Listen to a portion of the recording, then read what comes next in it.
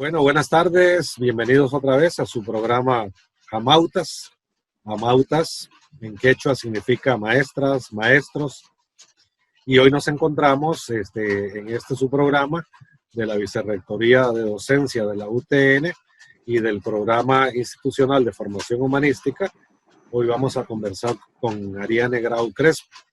Ariane es egresada de la Maestría Centroamericana en Sociología de la UCR, es licenciada en Filosofía. Ariane tiene una larga trayectoria como analista, como estudiosa y como activista y como formadora en temas de situación laboral, derechos laborales, derechos sociales en toda la región. Ha trabajado a nivel nacional e internacional en estos temas. Es una estudiosa de las diferentes formas de flexibilización laboral, de desregulación que se vienen practicando desde hace años en la región. Yo me atrevería a decir que Ariane, en términos de investigación, de difusión, de promoción, de formación, es una pionera en estos estudios. Yo tengo estudios de Ariane de hace bastantes años, cuando poca gente se refería a este tema y para muchos era algo como lejano. Bueno, pues hoy día no es tan lejano, porque hoy día tenemos en la Asamblea Legislativa de Costa Rica algunos proyectos relacionados con la flexibilización laboral, de los cuales vamos a hablar un poco hoy de lo que es reforma del empleo público. Anoche el presidente de la República anuncia que retira los proyectos que iba a presentar al FMI, pero no anuncia que retire los proyectos que afectan a la clase trabajadora, y de ahí la legítima desconfianza de los sectores que están movilizados, porque, si otra cosa que dijera, anuncio que retiro de la Asamblea Legislativa el proyecto, por ejemplo, de flexibilización laboral. Más bien la semana pasada pasaron en primer debate una ley para quitarle a los asalariados del sector público un derecho ganado, que es el derecho a las anualidades. Entonces, bueno, ese es el contexto. Es un contexto donde se viene atentando contra la calidad de vida, los salarios y los derechos laborales de las clases trabajadoras desde antes de la pandemia. No es un asunto de la pandemia, pero la pandemia ha sido el pretexto que se ha utilizado para profundizarlo. Bueno, sobre estos temas vamos a hablar con Ariane. Tal vez, Ariane, además de saludarte, darte la bienvenida, decirte que esta es tu casa. Podríamos conversar un poquito, iniciando sobre desde cuándo y quiénes, qué sectores han venido impulsando estas reformas al empleo público. Adelante.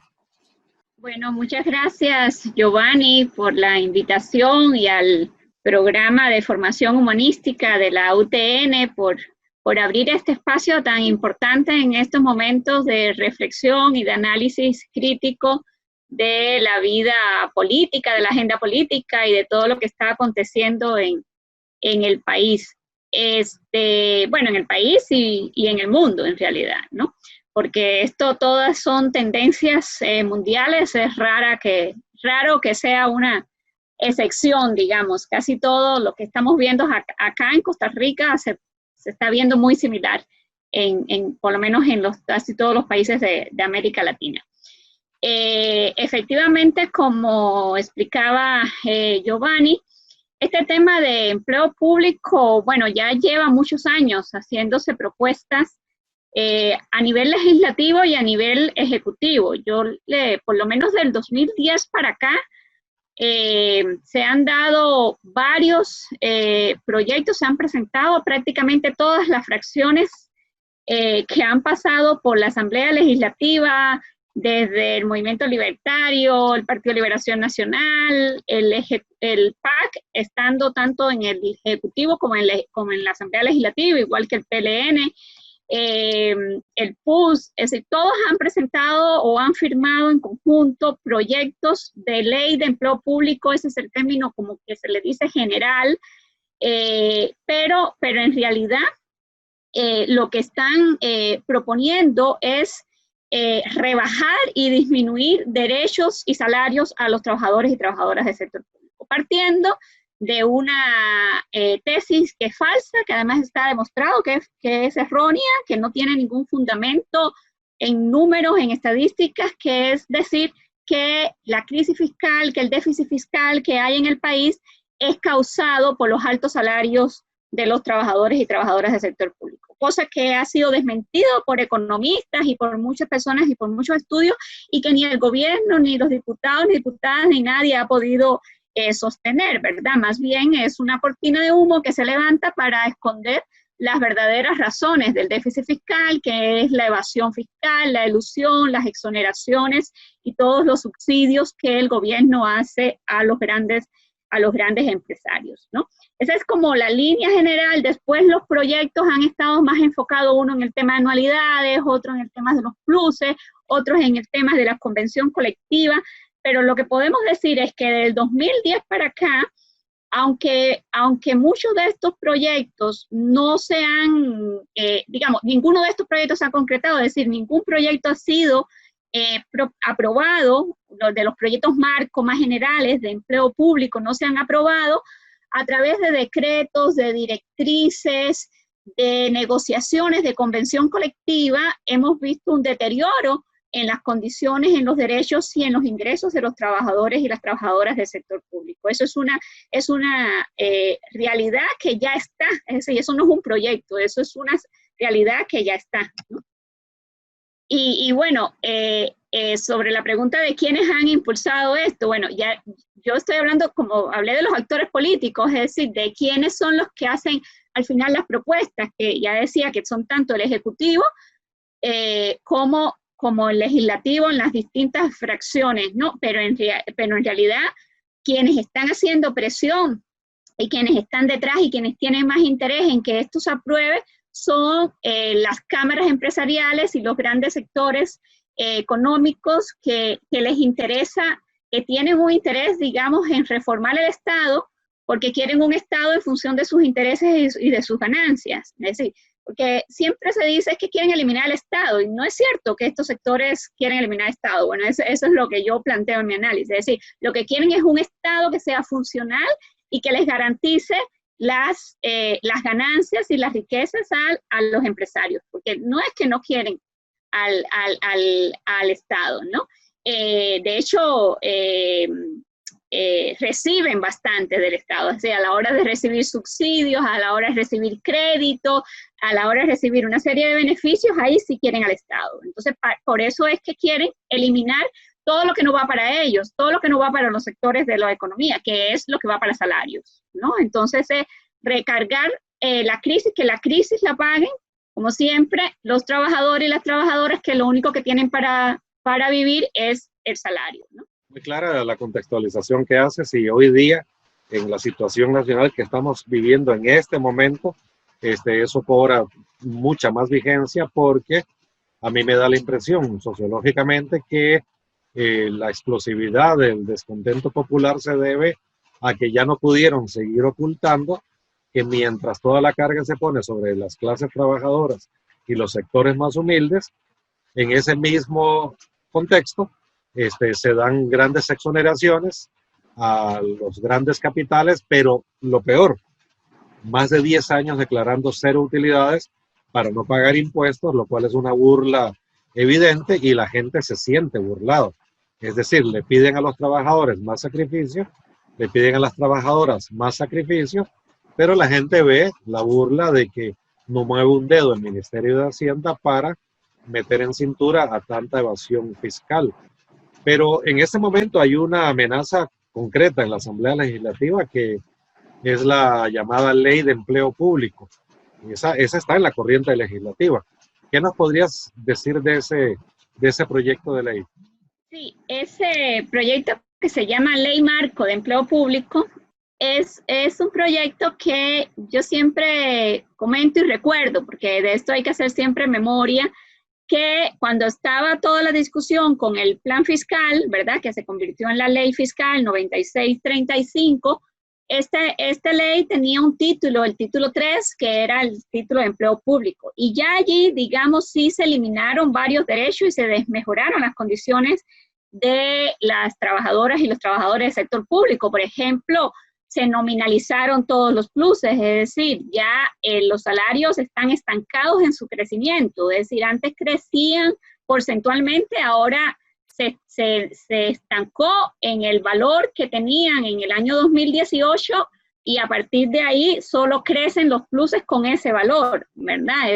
Eso ya está y está en esa ley que está desde el año pasado. Bueno, desde finales del 2018, pero digamos que ya del 2019 y todo 2020 ya han funcionado así los salarios. Pero cuando estaba esa discusión, el presidente dijo esto, lo dijo varias veces y lo dijo la ministra de Economía y Planificación, esto es como un aperitivo.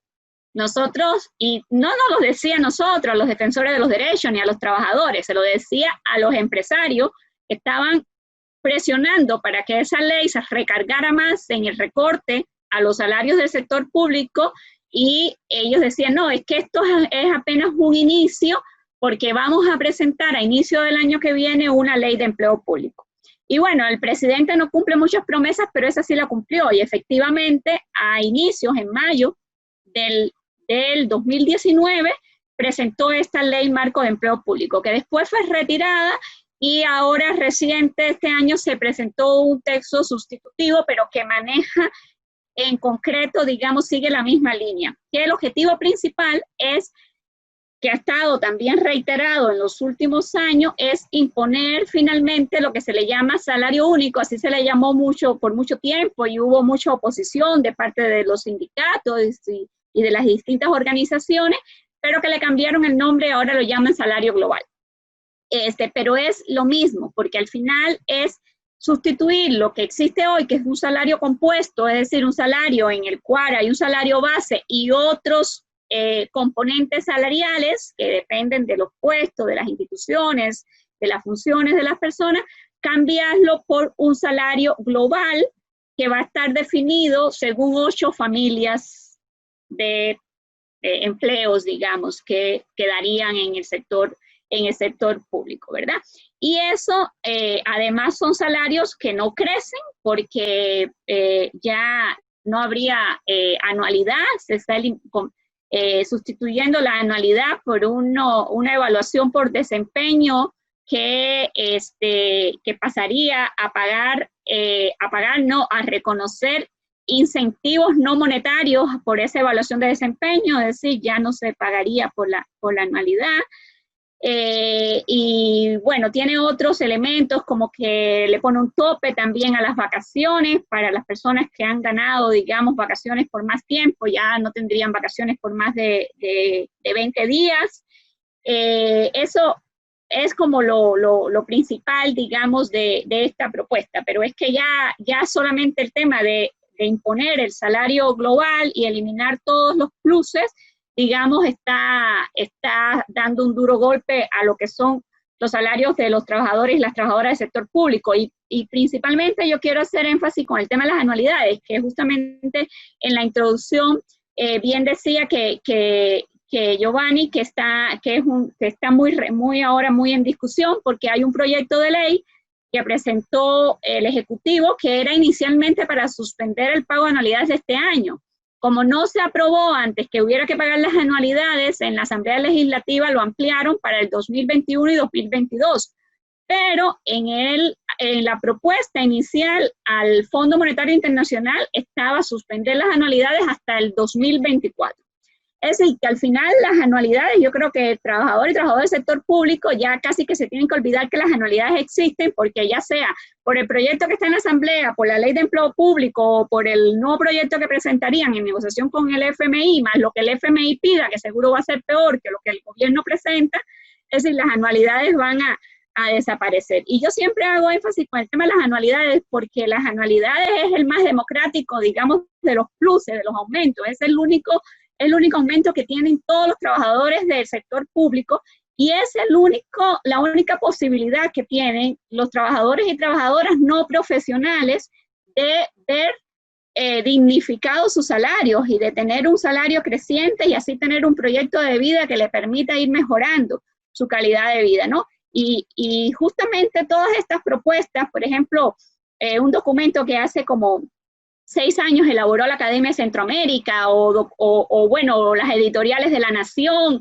y todos quienes defienden esta propuesta tienen un tufo elitista, digamos, y de clase muy fuerte contra los trabajadores y trabajadoras del sector público no profesionales que ganan buenos salarios. Es decir, le molesta que un chofer tenga un salario decente de 800.000 o 900.000 colones que se ha ganado por trabajar 30 años en el sector público. Eso es lo que va a desaparecer en realidad con esto, ¿no? Es decir, que tengamos trabajadores y trabajadoras que sin ser profesionales hayan logrado, y eso es lo que reconoce la anualidad, porque reconoce la experiencia, reconoce la dedicación, reconoce la lealtad a estar trabajando con el Estado. Eso tiene un valor, ¿verdad? Con estas propuestas, nada de eso tendría valor. Solo tienen valor los títulos, ¿verdad? Y bueno, por eso digo que es elitista, porque solamente, pues, además con todas las reformas adicionales, ¿verdad? Y toda la situación económica del país y demás, cada vez va a ser menos las personas que logran estudiar, tener un título, prepararse bien y tener un buen puesto en el sector público, ¿no? Mariana, tal vez para cerrar, un tratamiento ideológico falso que se le ha dado a este debate, impulsado por La Nación, por Teletica, por Monumental, por los grandes medios, y por la UCAEP, es que este tipo de proyectos de ley buscan hacer justicia porque le llaman privilegios a los derechos logrados por los trabajadores y trabajadoras del sector público. Y como en el sector privado está proscrita el derecho de sindicalización, aunque la Constitución diga lo que diga, en la realidad, y lo sabe el Ministerio de Trabajo, en Costa Rica está prohibido siquiera pensar en una organización gremial de la clase trabajadora en el sector privado, por lo tanto, no pueden exigir ningún derecho. Pero el discurso es, se hace justicia, ¿por qué? Porque se iguala a los empleados públicos con los empleados del sector privado, y han promovido durante 30 años una campaña de poner a pelear al trabajador del sector privado con el trabajador del sector público, como usted bien decía, para esconder que todos los males nuestros, esconder que tienen una base, que es la injusticia que significa la evasión fiscal de los grandes millonarios. Entonces se le echa la culpa a los derechos laborales de la clase trabajadora. ¿Te gustaría opinar algo de esto como para cerrar? Claro, esto es importante porque efectivamente coincido totalmente de que esto es el objetivo es dividir a la clase trabajadora, y yo siempre, por eso me gusta siempre explicar, pero ya eso habría que hacer otro programa, junto con las propuestas para el empleo público, cuáles son las propuestas para los trabajadores y las trabajadoras del sector privado, porque en este tema de la defensa de los derechos laborales, a mí siempre me gusta explicarlo, lo explicamos así varias personas con el tema de se llama así la carrera hacia el fondo en materia de derechos laborales, ¿no? Entonces, para usar esta misma metáfora, digamos, de imagen de la escalera, que ellos dicen de igualar, pero es mentira que se va a igualar, ¿no? Es decir, primero que si se iguala, se debe igualar hacia abajo, ¿no? Cuando deberíamos estar luchando por un tema de progresividad de derechos por igualar hacia arriba, es decir, que los trabajadores y trabajadoras del sector privado que trabajan casi en condiciones de esclavitud pudieran tener salarios dignos, pudieran tener derecho a organización sindical, jornadas laborales, pago de horas extras y demás que no tienen, ¿no? Pero bueno, no se trata de eso, se trata desde esta propuesta de igualar hacia abajo, es decir, de que los trabajadores y trabajadoras del sector público tengan las condiciones y los salarios de los trabajadores del sector privado. Pero yo siempre digo, pero no creamos que nos vamos a quedar ahí, ¿verdad? Porque a la vez que están bajando los salarios de los trabajadores del sector público y las condiciones laborales, también están presionando hacia abajo con las de los privados. Entonces esa escalera ahí siempre va a estar. Entonces cuando los de abajo, como por ejemplo ahora está esto y los trabajadores del sector privado están para aumentarle la jornada laboral, ¿verdad? Entonces cuando le aumenten a todos los trabajadores del sector privado la jornada laboral a 12 horas, van a decir, es que los del sector público son unos privilegiados porque son los únicos que trabajan 8 con este mismo discurso, entonces van a bajar hacia 8 también.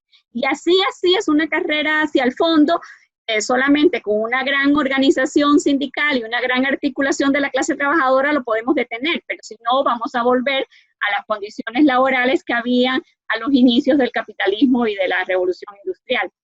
Y yo siempre he dicho que Hace unos años en Centroamérica nos decían los hermanos y hermanas centroamericanos que ambicionaban los derechos que las clases trabajadoras de Costa Rica habían alcanzado. Entonces decíamos, bueno, tenemos que luchar por costarriqueñar a Centroamérica.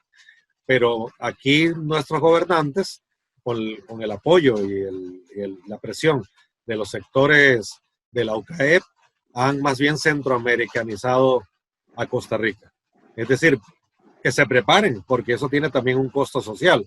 En Guatemala tienen que andar con guardaespaldas. Los hijos no pueden ir solos a la escuela, no se puede andar caminando por allí. Es decir, convertir a una sociedad en tanta miseria tiene sus costos sociales y los va a tener indudablemente. Pero Ariane, lo estamos viendo en estos días. Sí, sí. Exacto. Pero Ariane, quisiera agradecerte mucho tu participación, todo lo que nos has compartido.